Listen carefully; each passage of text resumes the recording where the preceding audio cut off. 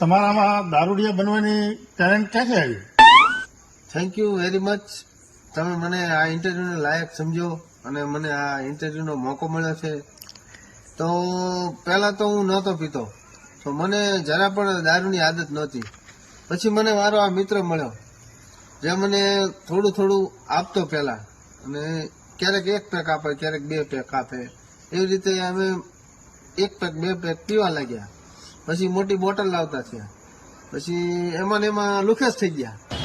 તો પછી દેશીએ ચડી ગયા.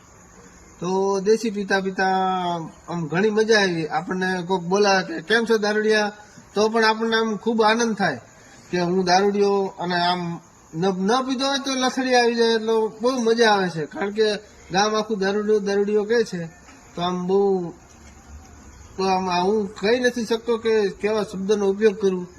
તો જે કંઈ પણ છે આ મારા મિત્રની દેન છે. તો આ બધું મારા મિત્રની દેન છે. Thank you very much. આભાર.